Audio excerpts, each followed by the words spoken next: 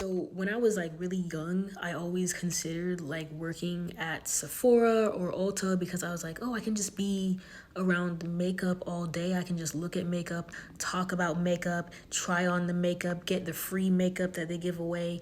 But now that I'm older, I'm thinking like, dang, like realistically, I don't even be wearing makeup like that anymore. Like if anything, I do like the simple base routine as you can see, foundation, concealer, contour, blush, like eyebrows, basic stuff. I don't even be using like eyeshadow palettes anymore. And I bought so many eyeshadow palettes back in 2016 and I don't even use them, which is unfortunate. So I do need to get back into eyeshadow. But back to the topic, okay? Like I cannot work at any type of makeup store anymore because after doing it for a couple months, I was like, nah, this ain't for me because I do not really like catering to the customers and just being like, oh, like let me try this foundation on you, let me do an eyebrow tutorial on you, let me explain this product or whatever. I don't necessarily like doing all that with people. Like I like putting makeup on my face, but I don't know if I would necessarily go to cosmetology school or like be an esthetician or whatever because I just don't like doing stuff to other people.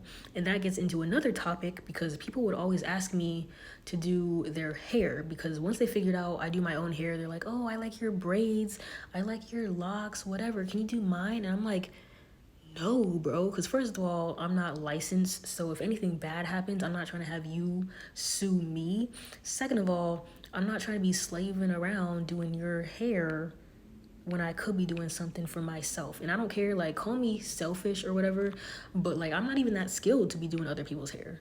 Like, I'm a perfectionist when it comes to my hair. I'd be taking multiple days to do it. So, if I had to do somebody else's hair and the limit was like 6 hours, I'd be like, oh, hold on, I need like 11 hours to finish. But yeah, that's like the biggest reason why I never did anybody's hair. Especially like even at work, I would have like any type of job I work at. Like I would tell them, "Oh, I do my own hair. I do like cut and color and braids and all these different styles." They'd be like, "Oh, do me." And I know like the minute I do one of my coworkers' hair, the other person is going to be like, "Oh, why didn't you do mine?"